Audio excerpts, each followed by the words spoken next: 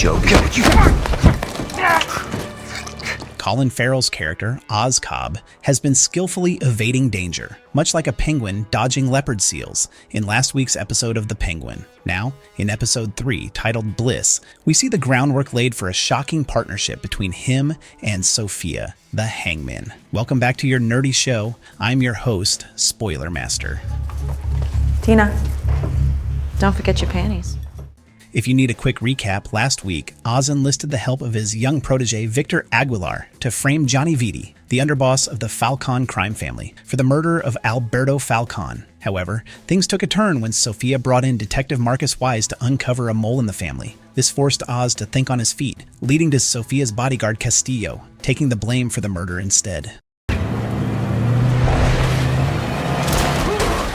Victor's backstory. In the third episode of The Penguin, we kick things off with a flashback that sheds light on Victor's modest upbringing. His family had moved to Gotham City in search of better prospects. Victor's father, Joan Ramon Aguilar, worked as a mechanic at a local shop and managed to provide a comfortable life for them. However, everything changed on the tragic night of November 5th. While Victor was enjoying drinks with his girlfriend, Graciela, on a rooftop, the Riddler unleashed a series of bombs that wreaked havoc across the city. The explosion devastated Victor's neighborhood, leading to the loss of his parents. This traumatic event continues to haunt Victor, causing him to retreat from the world, which left Graciela deeply concerned. She had been reaching out to him, worried about his safety, and finally, in episode 3, he responded, inviting her to Oz's house while Oz was away on business with Sofia Falcon.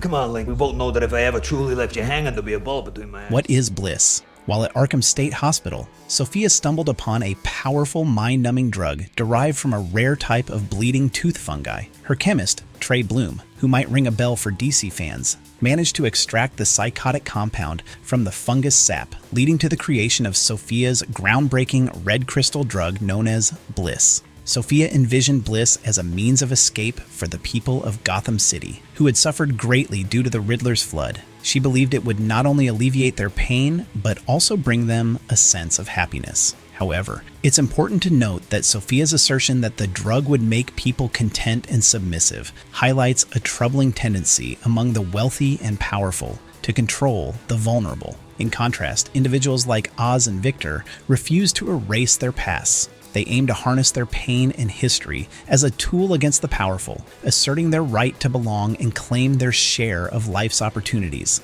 regardless of their backgrounds. This is crucial to understanding Oz's deep-seated animosity towards the Falcons and Moronis. Throughout his life, Oz has fought hard to carve out his identity, yet figures like Johnny Vitti and Sofia still dismiss him as merely a clown, a party entertainer unworthy of the gangster life, which they believe is reserved for the elite. But dreams are powerful, and Oz, who hasn't been favored by fortune, is determined to show the world that he can rise to the top.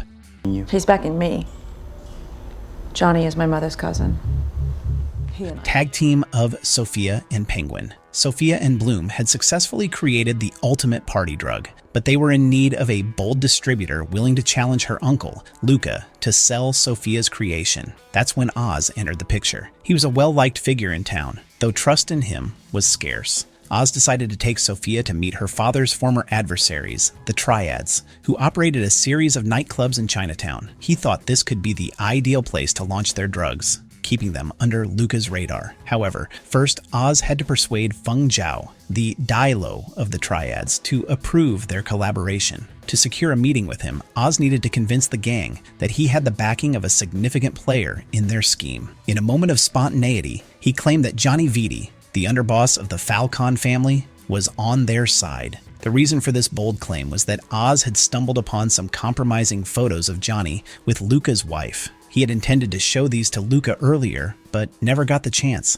Instead, he had handed them over to the Moronis, the sworn enemies of the Falcons. Oz's decision was reckless, especially since he had already struck a deal with the Moronis, and now he was betraying them to assist Sofia in launching her new drug. It's clear that this plan is bound to backfire spectacularly. Later on, Oz encountered Luca's wife, Tina, and struck a deal with her. He likely advised her to steer clear of the chaos if he was going to help her catch Johnny in the act, and that's exactly what she did. Oz and Sofia managed to catch Johnny red-handed, leaving him no choice but to call the Dilo and convince him that he was indeed collaborating with the unpredictable Sofia and the goofy Oz. But these two weren't the only ones involved in the operation. Once the meeting was set, Sofia cleverly used her charm and intelligence to win over Feng Zhao, making the old man believe he was backing the right team. Oz and Sofia attempted to sell a sample batch of their new drug at Zhao's nightclub, and the initial feedback was fantastic. The triads recognized the drug's potential and decided to team up with the newcomers. But the big question remains, will this partnership endure? Good. And so he hired me as Victor's plan. When Graciela visited Oz's place, she shared with Victor her plans to leave Gotham and head to California for a fresh start. The flood had taken everything from her, and she was eager to escape the nightmare of her past. She invited Victor to join her, but he hesitated, unsure about making the leap. Victor attempted to explain his complicated situation to Graciela, but deep down he was beginning to appreciate the power and opportunities that Oz had provided him. Earning $1,000 a week was a significant achievement for someone from his neighborhood. Victor had always longed for a place where he could earn respect and climb the ladder just like Oz had. He realized that working a regular job wouldn't allow him to surpass his father's earnings. Victor craved more, and it was Oz who opened his eyes to that desire, revealing that he wasn't so different from the Penguin after all. He just wanted to believe he was. The what, you're my fucking prisoner?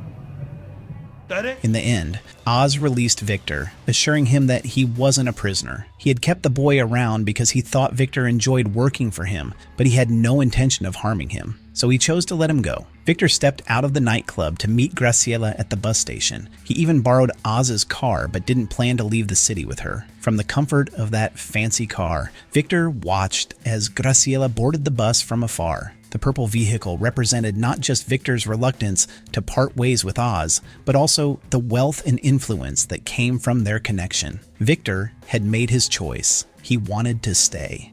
Fucking go now! What about Sofia? Fuck!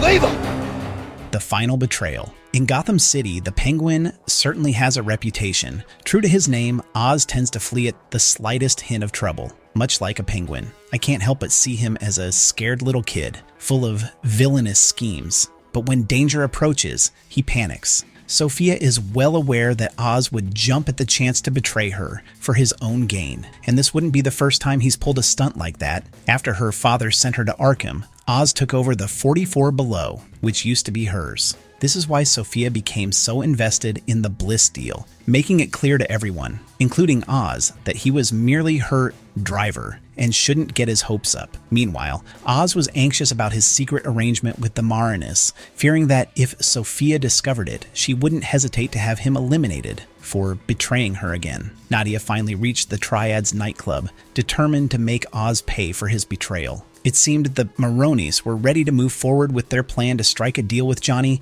when, unexpectedly, Oz turned the tables on them. He used the same information to convince Johnny to deceive the Triads. As Nadia pointed out, they had been keeping a close eye on Oz and might have witnessed him blackmailing Johnny in the hotel room, leading the Maronis to see Oz as nothing more than a fraud. When she confronted Oz and Sofia outside the club, ready to take them out, Victor suddenly appeared, crashing his car into one of Nadia's men to help Oz escape. He asked if they should also assist Sofia, but true to form, Oz had no intention of doing so. As I mentioned earlier, Oz is the type who wouldn't hesitate to sacrifice others for his own gain, likely leaving Sofia behind, thinking Nadia would finish him off. However, I doubt she will. It would be quite the twist if Sofia and Nadia ended up discussing the Penguin and realized he's just a con artist who deceived both families for his own advantage. So, will the Falcons and Maronis join forces to track down the Penguin? We'll have to wait and see, but one thing is clear. Sofia will never trust Oz again, and she's determined to make him pay for his betrayal.